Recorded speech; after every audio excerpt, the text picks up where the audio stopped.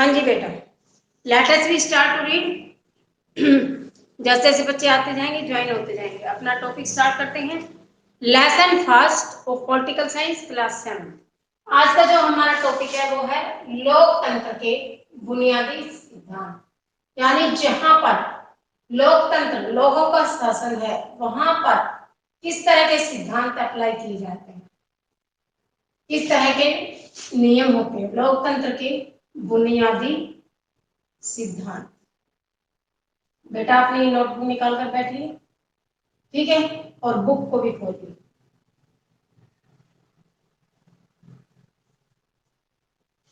लोकतंत्र के बुनियादी सिद्धांत।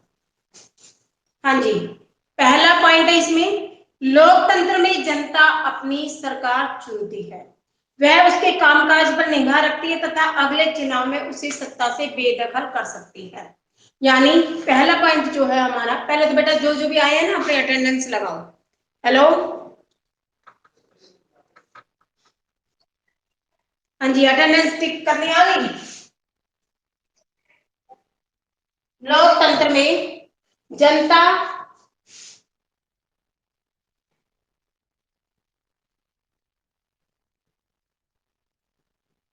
सरकार को चुनती है, सरकार जनता ही सरकार का चयन करती है। कैसे करती है?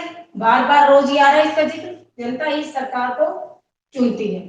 जनता अपने में से ही कुछ एक नेता को चुनती है और उन्हें चुनकर विधानमंडल तक भेजती है, जिसके कारण वो लोग जो चुनकर जाते हैं, विधायिका में काम करें, चाहे वो कार्यपालिका में काम करें, चाहे वो न्यायपालिका में काम करें, जाते वो जनता की तरफ से चुनकर हैं। जो हमारे यहाँ पर संसद है उसके 2 सदन, लोकसभा और राज्यसभा, कुछ मंत्री राज्यसभा में, कुछ लोकसभा में। तो जो लोग चुनकर हमने भेजे हैं, मंत्री परिषद तक पहुंचाए जिन्हें, वो लोग जनता के प्रति जिम्मेदार होते हैं। अगर वो अपनी जिम्मेदारी को नहीं निभाते हैं, जनता की अवहेलना करते हैं, जो नीतियां की हैं, जो वादे की हैं, उनसे जाकर वो मुकर जाते हैं, तो जनता भी उन्हें आने वाले 5 साल के बाद जो चुनाव होंगे उनमें उनको हरा देगी और कोई दूसरा ही कैंडिडेट फिर मंत्रिमंडल में जाएगा। तो जो सरकार के लोग होते हैं, जो मंत्री होते हैं, वो जनता से डरते हैं कि भाई जिसने बैठाया, अगर हमने उसी की बातों को नहीं माना, उसके हित की बातों को नहीं किया, तो वो हमें कभी भी हटाकर उखाड़ सकते हैं। पहली विशेषता, पहला सिद्धांत क्या है कि लोकतंत्र में जनता ही सरकार को चुनती है। अगर सरकार गलती से गलत चुनी गई या सरकार गद्दी पर बैठते ही बदल गई, दोनों भी कारण हो सकते हैं ना, या तो हम लोगों को पहचान नहीं पाए जिनको चुन के भेजा वो गलत निकल गए, या फिर सरकार तक पहुंचकर वो लोग अपनी मनमानी करने लग गए, उन्होंने जनता की परवाह नहीं की। तो ऐसी कंडीशन में हमारे पास एक ऑप्शन और होता है जनता के हाथों में, जहां पर लोकतांत्रिक सरकारें होती हैं, वो क्या करती हैं, उस देश में हर 5 साल बाद चुनाव होते हैं, जहां पर भी लोकतांत्रिक गवर्नमेंट होती है। 5 साल के बाद जो चुनाव होंगे, उन चुनाव में वो उस व्यक्ति को वोट ना दे, अपनी रजामंदी, अपना समर्थन ना दे, तो किसी दूसरे व्यक्ति को देंगे। आने वाली हो सकती है दूसरी सरकार उससे बढ़िया काम करे। तो इस तरह से इसमें जनता ही सरकार को चुनती है और बदल सकती है। पहला सिद्धांत इसका समझ आ गया बेटा? हेलो, हाँ, फिर आते हैं, आप लिखते जाना सेकंड टॉपिक पे, सेकंड सिद्धांत पर। लोकतांत्रिक देश में समय समय पर चुनाव आयोजित किए जाते हैं। हर लोकतांत्रिक देश का अपना समय होता है कि कब चुनाव होंगे। किसी देश में 4 साल के बाद होते हैं, किसी में 5 साल के बाद होते हैं, किसी किसी में 6 साल के बाद भी होते हैं। तो हमारे देश में हर 5वें वर्ष लोकसभा व विधानसभाओं के चुनाव होते हैं। दूसरा सिद्धांत क्या है? लोकतांत्रिक देशों में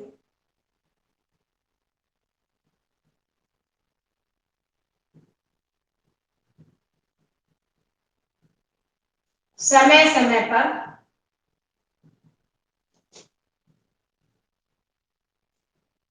चुनाव होते हैं।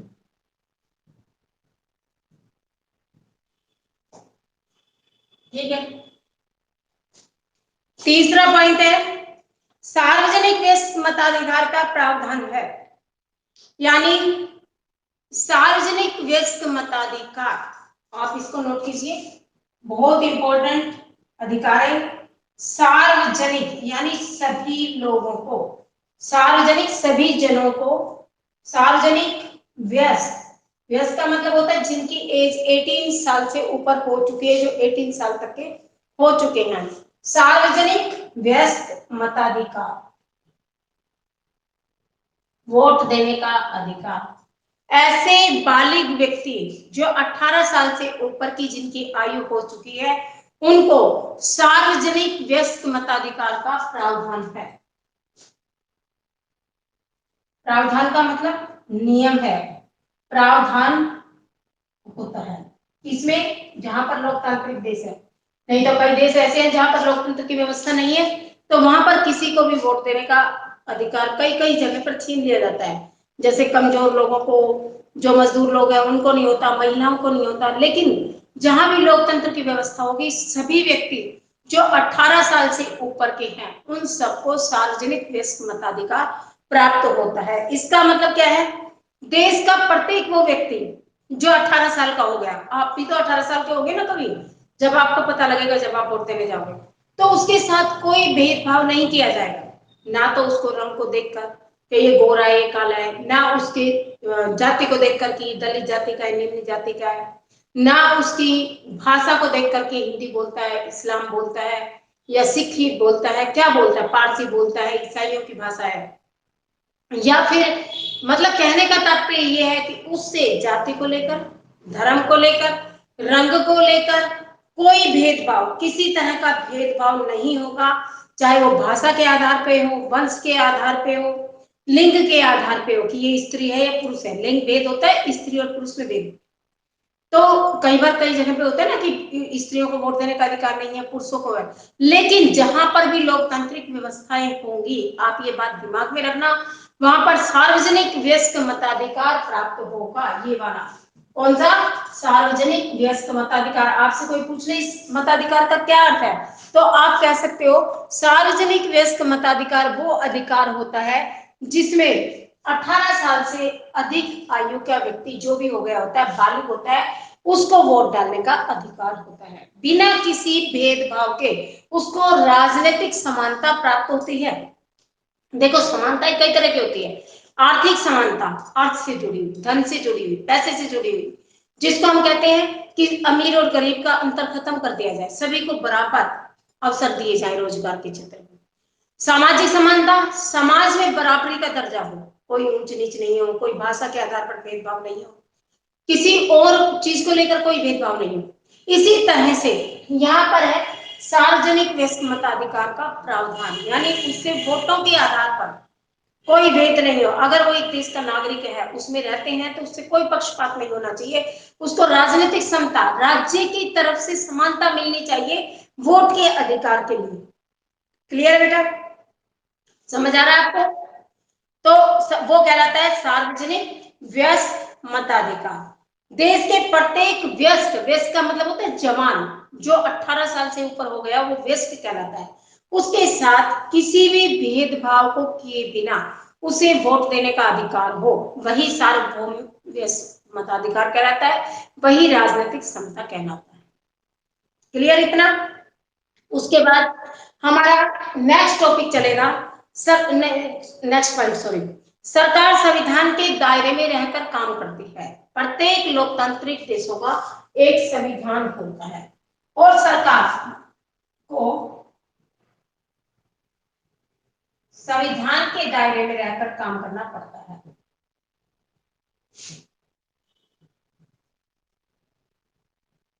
संविधान के अंतर्गत काम करना पड़ता है। ऐसा नहीं है कि सरकारें बन गई तो वो अपनी मनमानी चला लेंगे, भाई मैं तो गद्दी पर बैठ गया, अब मुझे जनता से कोई मतलब नहीं है, अपने नियम बना ले, अपने मन इच्छित शक्तियों को जो भी उसकी है उनको पूरा करने की कोशिश करे। तो ऐसा नहीं है।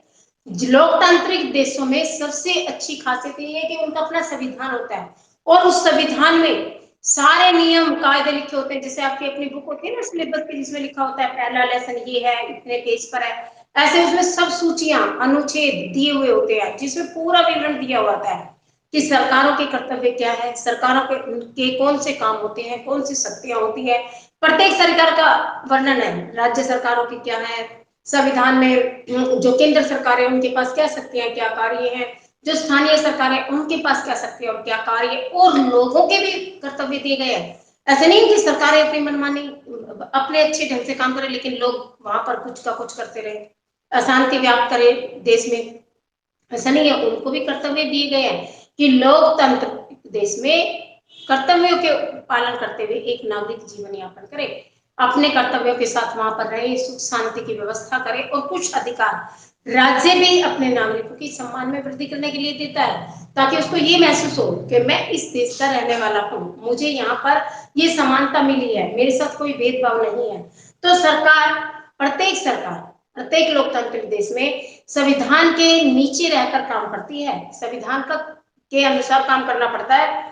और विश्व के अधिकांश लोकतांत्रिक देशों का अपना लिखित संविधान होता है, जैसे हमारे बड़े सबसे पहले आपको ये पता होना चाहिए कि संविधान कहते किसे हैं, संविधान है क्या, कोई बताएगा? आपको पता है संविधान किसे कहते हैं?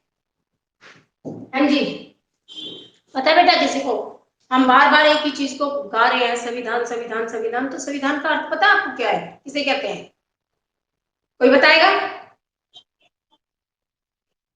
नहीं, संविधान एक लिखित, ये जो संविधान है ये एक लिखित नियमों का समूह है, इसमें सारे नियम लिखे जाते हैं, ऐसी किताब है, लिखित नियमों का समूह है। संविधान एक तरह से लिखित नियमों का समूह, यानी उसमें सब कुछ लिखकर छोड़ा जाता है, जीवित आलेख भी कहा गया है संविधान को। तो एक बड़ी मोटी किताब होती है, इसको हम और आप नहीं खोल सकते, सर्वोच्च न्यायालय के पास एक पावर होती है, अगर हमें कोई अधिकार कोई शक्ति देखनी है हम तो नहीं देख सकते, हमारे जो नेता हमने प्रतिनिधि के रूप में चुनकर भेजे हैं वो उस चीज को जान सकते हैं।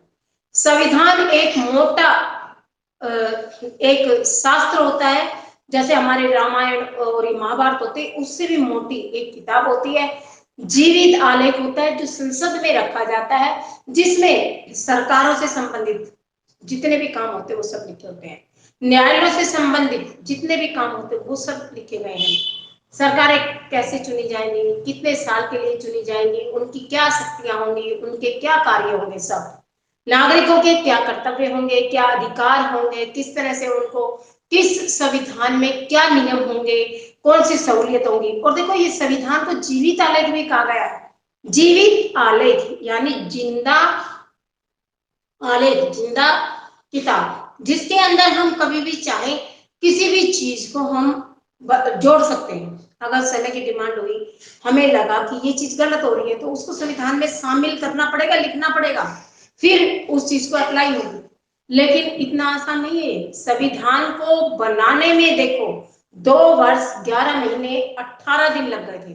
कितने लोगों ने, आपने पढ़ा था 6th क्लास में था चैप्टर, 8th में आएगा, कितने लोगों ने संविधान को बनाने में, कितने ही लोगों ने कितने सालों कितने महीनों काम किया, हर बात पर बार बार विचार किया गया कि ये चीज जनता के लिए ठीक होगी कि नहीं होगी, तो उसमें हर चीज को जोड़ा जाता है जो भी जनता की भलाई के लिए हो, क्योंकि जब जनता नेता बना रही है तो उन नेताओं को काम करना पड़ता है जनता के लिए। और संविधान में भी, संविधान किसके लिए बन रहा है? लोकतंत्र के लिए, जीवन आराम से बिता सके लोग। तो संविधान में भी ऐसे कोई कठोर, हाँ कोई अपराधी है, कोई दंडित व्यक्ति है, देशद्रोही है, भ्रष्टाचारी है, तो उसके लिए न्यायालय के एक अलग से अधिकार दिए गए, अलग से उनके कार्य दिए गए कि वो कैसे उन चीजों का समाधान करे, क्या क्या दायरे होने चाहिए। सब चीजें संविधान में लिखित है, नहीं तो कोई भी नहीं मानेगा, सब विवरण दिया गया होता है, इतने पेज पर ये अनुच्छेद है, ये अनुसूची है, ये धारा है, सब पूरा लिखा जाता है। अभी आप छोटे हो ना, आपकी छोटी क्लास है इसलिए इतना डिटेल में नहीं है ये चीजें, आप इतना जान लो कि संविधान एक किताब का नाम है जिसमें सारी चीजें लिखी जाती है, जैसे कि आपके सिलेबस से रिलेटेड जो भी किताबें हैं, आपके मान लो एसएस की किताब है, बाहर फ्रंट पेज पे लिखा जाता है फर्स्ट लेसन या सेकंड लेसन इतने पेज पे होगा, लेसन का ये नाम है, इसके इतने टॉपिक बनेंगे, इसके इतने क्वेश्चन बनेंगे, सब चीजें लिखी हुई है। ऐसे ही संविधान बड़े लेवल पे काम करता है, वो पूरे देश के लिए है, तो उसमें चीजें और ज्यादा जुड़ गई। संशोधन का मतलब होता है बदलाव करना, हम किसी भी संविधान में संशोधन कर सकते हैं अपनी सहूलियत के अनुसार, जब लगती है, लेकिन इजी नहीं है इतना जितना मैं बोल रही हूँ और आप लोग सुन रहे हो। इस संविधान की प्रक्रिया बहुत जटिल है, इसको बनाने में इतना टाइम लगा तो इसको जोड़ने में, इसको कोई नियम को हटाने में बहुत टाइम लगता है। इसलिए हर चीज को बहुत बार सोच विचार के निचोड़ निकाल के ही संविधान में परिवर्तन जोड़ा जाता है या हटाया जाता है। आइए अपने टॉपिक पर आते हैं। विश्व के अधिकांश लोकतांत्रिक देशों का अपना लिखित संविधान होता है, मुंह जबानी नहीं कि संविधान का ये नियम है, ऐसे तो कोई नहीं मानेगा। बाकायदा लिखा होता है, लिखित चीज को संसद में रखी हुई एक रिस्पेक्टेड चीज है, उसको कोई नकार नहीं सकता है। सरकार के तीनों अंगों अर्थात विधायिका, न्यायपालिका और कार्यपालिका, 3 अंग हैं सरकार के, और तीनों के बीच में अधिकारों का स्पष्ट विभाजन होता है। कहां पर? लोकतांत्रिक देशों में। सरकार के 3 अंगों में, 3 अंग कौन कौन से? सबसे पहले विधायिका, जो कानून बनाती है, कानून निर्मात्री सभा है। दूसरी है कार्यपालिका, जो उन कार्यों को लागू करती है। और तीसरी है न्यायपालिका।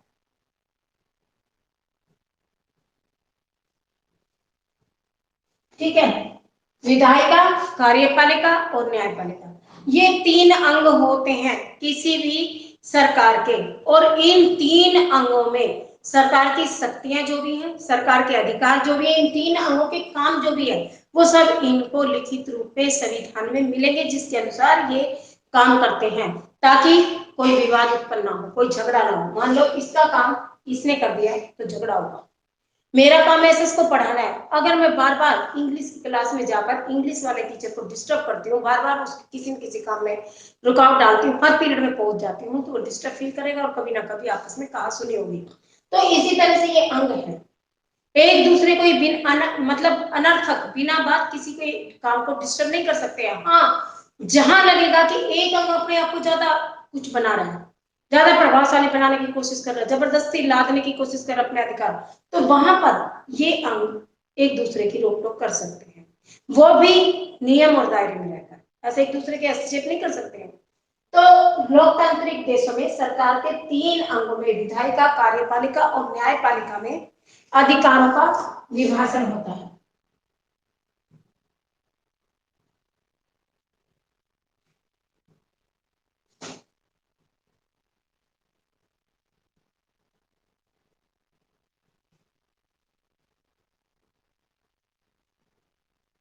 सिद्धांत है ये, लोकतांत्रिक देश में ये चीजें होनी चाहिए।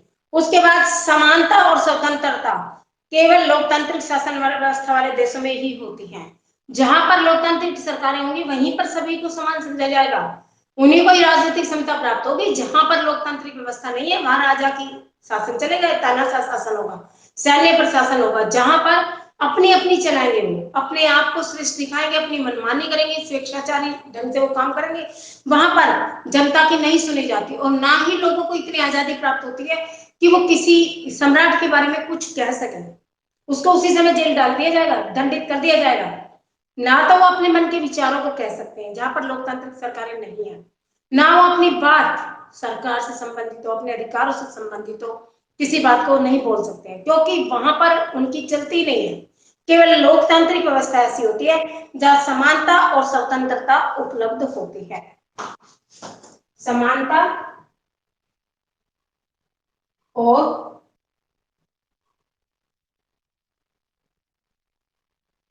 स्वतंत्रता प्रदान होती है, कहीं भी वो जा सकते हैं, किसी भी काम को कर सकते हैं, किसी भी भाषा को बोल सकते हैं, किसी भी धर्म को मान सकते हैं। नहीं तो आप देखोगे जो सम्राट का धर्म होता है, कई पाकिस्तान जैसे है, यहाँ पर इस्लाम धर्म के मानने वालों का आदर किया जाता है, उन्हीं के हिसाब से कानून बनते हैं, बाकियों को कोई महत्व नहीं दिया जाता। इसी तरह से कई और भी देश हैं जो मजहब के आधार पे चलते हैं, वो कौन से देश है? गैर लोकतांत्रिक। उनको हम फिर लोकतांत्रिक नहीं कहेंगे, क्योंकि एक धर्म का तो सम्मान कर रहे हैं, दूसरे का नहीं कर रहे हैं, तो वो लोकतांत्रिक कहां से कहलाएगा? लोकतंत्र ही एक ऐसी व्यवस्था है जिसमें सभी धर्मों का आदर किया जाता है, सभी को समानता होती है, चाहे वो छोटा बड़ा। एक मान लो किसी ने कुछ गलत काम कर दिया, भ्रष्टाचार के आरोप में ही पकड़ा गया, चाहे वो कितना ही बड़ा नेता है, उसको जेल होगी, उसकी न्यायालय से बार बार उसकी पेशियां पड़ेंगी, जो भी उसके प्रावधान है सजा मिलेगी। लेकिन और चाहे वो एक आम आदमी है, अगर वो उसने भी कुछ ऐसा किया तो उसको सेम सजा। न्यायालय की दृष्टि में सभी समान है। देश में रहने वाला नागरिक, चाहे आम आदमी हो, चाहे एक नेता हो, चाहे वो किसी बड़े प्रशासनिक अधिकारी के पद पर हो, चाहे वो किसी छोटी सी नौकरी में हो, सबके साथ समान व्यवहार किया जाता है। सभी की आजादी को ध्यान में रखते हुए सभी की स्वतंत्रता है इतनी कि वो अपनी बात को कह सके, आजादी से जीवन जी सके। नहीं तो ऐसे ऐसे देश हुए जहां पर लोग अपनी बात को कहते हुए डरते थे, अपने आप को ये शो करते हुए डरते थे कि वो इस देश में एक सम्मानजनक स्थिति में जी रहा है। आपने एडोल्फ हिटलर का लेसन 9th क्लास में आएगा जब देखना, कितना उसने लोगों को परेशान किया था। उसने मौत के घाट उतरवा दिए थे क्योंकि वो यहूदियों से नफरत करता था। उसने अपने राज्य में एक यहूदी लोग नहीं छोड़े, उनको कहीं कहीं ले जाकर मार दिया जाता था। तो ऐसे भी मतलब सम्राट हुए हैं जिन्होंने अपनी तानाशाही चलाई। लेकिन लोकतांत्रिक व्यवस्था में ये सुख है कि वहां पर कोई ऐसे किसी को प्रताड़ित नहीं कर सकता, ये उसका सिद्धांत है। इसीलिए तो लोकतांत्रिक व्यवस्था को सबसे अच्छा माना गया, सबसे अच्छा बताते हैं। ठीक है ना, समझ आ रहा है बेटा आपको? हाँ, उसके बाद लोकतांत्रिक शासन व्यवस्था में विपक्ष की भूमिका अत्यधिक महत्वपूर्ण होती है। इसमें अगर कोई सरकार बना लेता है, जीत जाता है, तो उसकी तो सरकार बन गई, वो तो किसी ना किसी मंत्री परिषद में आ जाए। लेकिन इसमें विपक्ष, विपक्ष का मतलब है जो दूसरा पक्ष जो थोड़े से वोटों से हार गया, विपक्ष की भूमिका अभी समझाती हूँ। इसमें विपक्ष की भूमिका बहुत महत्वपूर्ण होती है।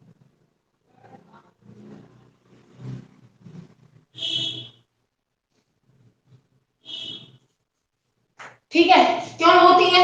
क्योंकि देखो, एक हमेशा जब भी दो दल लड़ते हैं चुनाव, ध्यान से सुनना, विपक्ष किसे कहते हैं? आपस में दो या दो से ज्यादा दलों के बीच में चुनाव की प्रक्रिया होती है, तभी तो हार जीत का पता लगेगा कौन हारा कौन जीता। अगर एक ही दल है तो उसी की सरकार बनती रहेगी, फिर तो हार जीत का कोई मैटर ही नहीं होता। विपक्ष वो कहलाता है जो थोड़े से वोटों से हार गया और सत्ता में नहीं आ पाया, उसकी अपनी सरकार नहीं बना पाया। तो ऐसा नहीं उसका रोल खत्म हो गया, वो विपक्ष में बैठेगा, विपक्ष की भूमिका को निभाएगा और जिनकी सरकार बनी है उनकी आलोचना करेगा, उनकी नीतियों को लोगों तक पहुंचाएगा, उनके हर काम में वाद विवाद करेगा, उसकी हर अच्छाई बुराई में उसके जो निचोड़ है उसको जनता तक लाएगा, चाहे वो मीडिया के थ्रू लाए, चाहे पेपर के थ्रू लाए, चाहे कैसे भी लाएगा। एक एग्जांपल देती हूँ, मोदी जी की सरकार है लेकिन विपक्ष में कौन है? कांग्रेस, राहुल जी की, सोनिया जी की। तो आप देखते हो आए दिन राहुल गांधी मोदी जी के बारे में कुछ कुछ बोलते रहते हैं, उनकी नीतियों की आलोचना करते हैं, कभी कि जैसे कुछ भी उन्होंने नया किया उसके लिए वो बोलते हैं। और ऐसे ही मोदी जी के जो भी मंत्रिमंडल के लोग हैं वो विपक्ष की पार्टी के बारे में बोलते हैं। तो इससे क्या होता है, एक दूसरे से दोनों डर कर काम करते हैं कि भाई मैंने जरा सा कुछ कर दिया तो ये मेरी बात को उछाल देंगे, मेरी बात को लोगों तक पहुंचा देंगे। तो ऐसा कोई गलत काम मुझसे ना हो, क्योंकि उनको पता है एक आंख हमें देख रही होती है विपक्ष की, और जरा सी चूक होते ही वो सारी हमारी बुराइयां कर देंगे। इसलिए वो बहुत संभल संभल के काम करते हैं, अपनी कमियों को कम से कम करने की कोशिश करते हैं, अच्छे से अच्छी नीतियां बनाते, अच्छी से अच्छी योजनाएं बनाते ताकि किसी को वहां पर कुछ कहने की जरूरत महसूस ना हो। फिर बार बार विपक्ष अपनी भूमिका निभाता है, बार बार वो सरकार के काम में कमियां निकालता है, सरकार के जो भी काम होते हैं उनके बारे में लोगों को अवगत कराता है, उनकी नीतियों के बारे में बताता है, तो लोगों को सरकार के जो भी काम है, कार्य प्रणाली, उसके बारे में ज्ञान होता रहता है। और जो सरकार है वो भी डर के काम करती है कि कई लोगों को हमारी इन बातों से विपक्ष के थ्रू पता ना लग जाए। मतलब एक प्रभावशाली संस्था के रूप में, एक प्रभावशाली व्यक्तित्व के रूप में विपक्ष के लोगों की भूमिका होती है। और ये लोकतंत्र में ही होता है कि वो विपक्ष में बैठकर सरकार के बारे में कुछ भी बोल सकते हैं, कभी उनको कोई जेल नहीं होती, कोई प्रताड़ित नहीं किया जाता, कोई दंड नहीं किया जाता, क्योंकि लोकतांत्रिक देशों में अपने मन की बात को कहने का अधिकार होता है। उसके बाद लोकतंत्र में जनता अपने मौलिक अधिकारों जैसे कि भाषण और अभिव्यक्ति, भाषण यानी हम मंच पर खड़े होकर कुछ भी बोल सकते हैं। आप इलेक्शनों के दिनों में देखते हो ना, एक नेता दूसरे की बुराई करके जा रहा है, दूसरा तीसरे की कर रहा है, इसका मतलब हमें वो अधिकार दिया गया तभी तो हम खड़े होकर बोलते हैं, नहीं तो पकड़ ले जेल में डाल दे, दोबारा कोई नहीं बोलेगा। हेलो, हाँ जी, सुन रहे हैं ना? हाँ, तो लोकतंत्र में जनता को मौलिक अधिकार दिए गए होते हैं। कौन कौन से मौलिक अधिकार होते हैं? 6 दिए गए हैं। भाषण का अधिकार, अभिव्यक्ति की संरचना, धर्म की स्वतंत्रता, राजनीतिक समानता, शोषण के विरुद्ध अधिकार और उपचारों का अधिकार। यानी इस तरह के कुछ 6 अधिकार हैं जो लोगों को दिए गए हैं। अभी आजकल एक और अधिकार जो दिए गए, सूचना प्राप्त करने का अधिकार। तो इस तरह से ये लोकतंत्र में ही व्यवस्था है कि लोगों को कुछ विशेष, इन अधिकारों को हम मौलिक अधिकार कहते हैं। क्यों? क्योंकि मूल अधिकार होते हैं एक नागरिक के, जो उस देश में रहता है उसको मिलने ही चाहिए एक नागरिक होने के नाते। लोगों को कुछ विशेष मौलिक अधिकार प्राप्त होते हैं। कौन कौन से होते हैं मौलिक अधिकार? मूल अधिकार जो सभी को चाहिए। हाँ, अपने किसी भी बात को कह सके। प्रेस का अधिकार, प्रेस वो नहीं जो प्रेस हम करते हैं, वो वाले नहीं, प्रेस कहते हैं हम जो अखबार वगैरह छपते हैं, किताबें न्यूज वगैरह छपती हैं जिससे, वो प्रेस होती है। उसमें हम किसी भी बात को छाप सकते हैं, किसी की आलोचना कर सकते हैं, प्रशंसा कर सकते हैं, अपनी बात को रख सकते हैं, कह सकते हैं, मीडिया के द्वारा पहुंचा सकते हैं। स्वतंत्रता का अधिकार, हम कहीं भी आ जा सकते हैं। कहीं आज मैंने बिजली की दुकान खोली, मेरा काम नहीं चला, मैं कपड़ों का काम कर सकता हूँ, अपने व्यवसाय को चेंज कर सकता हूँ। आज मैं हरियाणा हूँ, मेरा काम यहाँ हल्का चल रहा है, मुझे ये रास नहीं आया, मैं उत्तर प्रदेश में जाके रह सकता हूँ। मतलब कोई भी कहीं भी रह जाए, कुछ भी व्यापार करे, कुछ भी धर्म माने, कोई भी भाषा बोले, सबको हर तरह की स्वतंत्रता है वो लोकतांत्रिक देशों में।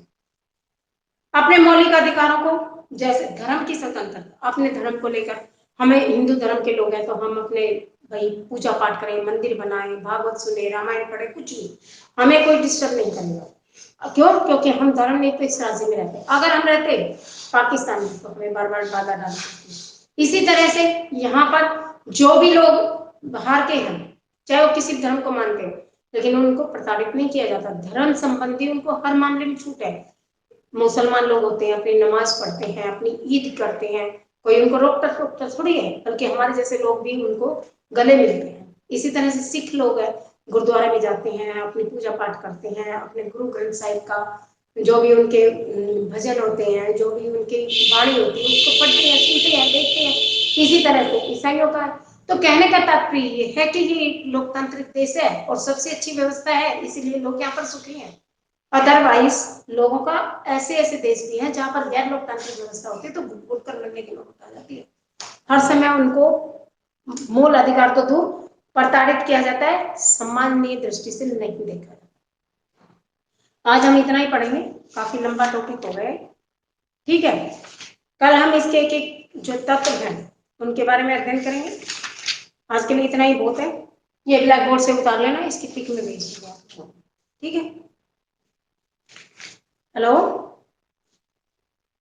हेलो। हाँ जी, क्वेश्चन लिख लिए और कल वाले लिख लिए? हाँ जी, कल वाले क्वेश्चन लिख लिए आपने? क्यों बेटा? कल वाले क्वेश्चन में ना 2-3 क्वेश्चन थे कल, मेरे पास थोड़ा सा काम ज्यादा था, टाइम नहीं लगा, इसलिए मैंने बुक में ही निशान लगवाई। बुक में निशान लगवाई है मैंने। पहला, दूसरा और तीसरा 3 क्वेश्चन करवाए थे। क्वेश्चन पीछे से देख लेना। और आंसर के लिए मैंने बुक का पहरा भेजा है जिसमें मैंने टिक कर दिया है। फर्स्ट क्वेश्चन यहाँ से यहाँ तक है, कल भेजा था कल। सेकंड क्वेश्चन यहाँ से यहाँ तक, थर्ड क्वेश्चन यहाँ से आज मैं लिख के भेजूंगी। कल तो मैंने लिखे नहीं थे, मैंने सोचा कि आपका काम डिस्टर्ब ना हो, रोज के रोज 2-3 क्वेश्चन चले जाए, तो बुक में इजीली नहीं जाते सीधे सीधा। अगर थोड़े से भी घुमावदार होते, सीधे से नहीं मिलते, तो फिर मैं लिख के भेजती, इसलिए मैंने वो लिख दिया। ठीक है बेटा, आज देख लेना उस टॉपिक को खोल के, सीआरएफ पे जाना, उस काम को देखना, समझ में नहीं आए तो फिर से मेरे से पूछ लेना। हालांकि 3 क्वेश्चन पीछे से ले लेना, आंसर आगे मैंने टिक कर रखे, बाकायदा लिख रखा है। पहला क्वेश्चन यहाँ से यहाँ तक है, दूसरा क्वेश्चन यहाँ से यहाँ तक और तीसरा यहाँ से यहाँ तक, 3 ही क्वेश्चन सिंपल सीधे लिखे हुए थे इसलिए दे दिए, अदरवाइज तो मैं लिख के ही देती। उतार लेना उनको, सुनो। ठीक है, ये ब्लैक बोर्ड पे यहाँ लिखवाऊं या वहां से ले लोगे? हेलो, यहाँ लिखूं या वहां से ले लोगे? आप लेने की कोशिश करो, वहां से ले लो तो ठीक है, नहीं तो मुझे बताना, मैं करवा दूंगी। ठीक है, समझ आ जाए इजीली उतार लो तो ठीक है, नहीं फिर मुझे बताना, मैं फिर दोबारा उसके भी क्वेश्चन लिख कर भेज दूँ। सिंपल है बिल्कुल, सामने ही सामने क्लियर दिए हुए थे, इसलिए मैंने वहां से निशान लगाया। कुछ थोड़ा बहुत सेल्फ डिपेंड होना भी तो सीखो ना, खुद से भी तो करना सीखो। ऐसे पका पकाए मिल जाएगा सब कुछ, ऐसे कि ऐसे मैंने भेज दिया आपने उतार लिया, तो आप मेहनत कहाँ करोगे? ठीक है बेटा, और डेली क्लास लो, पहले अटेंडेंस लगा दो अपनी, जो जो भी आई लगा दी। हाँ जी, लगानी आ गई सबको? हाँ, तो सबसे पहले अटेंडेंस लगाया करो, नहीं तो आप क्लास में आके भी एब्सेंट हो जाओगे, और डेली की अटेंडेंस हमें भेजनी पड़ती है। ठीक है बेटा, ओके। आप बताइए, आज का टॉपिक क्लियर समझ आ गया? लोकतंत्र के सिद्धांत कौन कौन से हैं? अगर आपसे कोई पूछे कि लोकतांत्रिक देश किसको कहते हैं, तो आप बता पाओगे कि लोकतांत्रिक देशों में ये चीजें होनी चाहिए, कौन कौन सी? बताओ।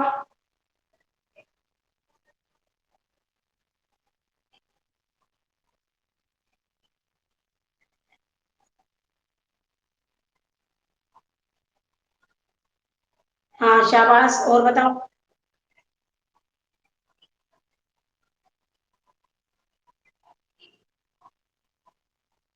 हाँ, और आप एक लोकतांत्रिक देश में रहते हो, आपको क्या क्या अधिकार है? हाँ।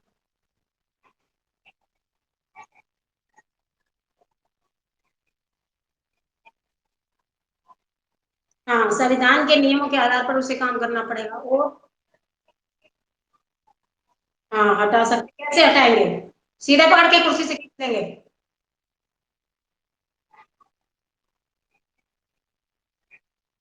हाँ शाबाश, और बताओ। 10 पॉइंट तो मैंने लिखवा दिए।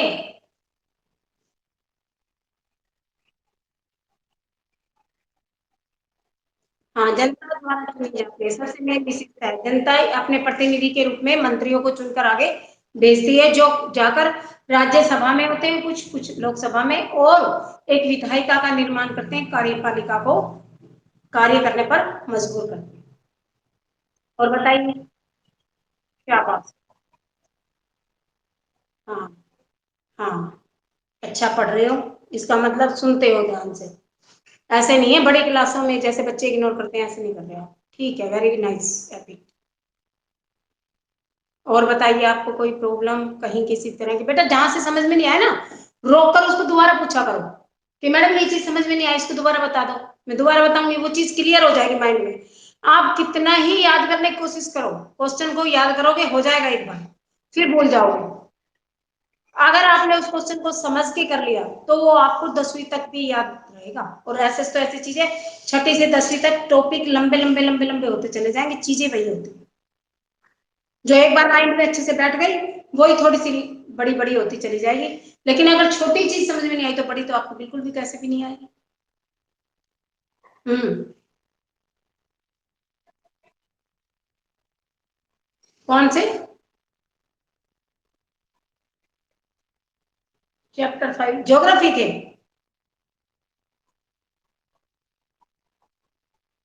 दसवां क्वेश्चन? भेज दो, भेज दो। और बताओ, और कोई दिक्कत है तो बताओ। ठीक है, ज्योग्राफी का पांचवे लेसन का 10th क्वेश्चन। हाँ ठीक है, भेज दो। और बताइए, और कोई दिक्कत? चलिए, अब ओवर करते हैं अपनी क्लास को। You can now leave out. ठीक है, आपकी नेक्स्ट क्लास का टाइम हो रहा है, आप छोड़ सकते हो बेटा। Okay, bye. सभी छोड़ा करो, तभी मैं इसको बंद कर पाऊंगी क्लास को, नहीं तो ये चलती रह जाती क्लास। हाँ बाय।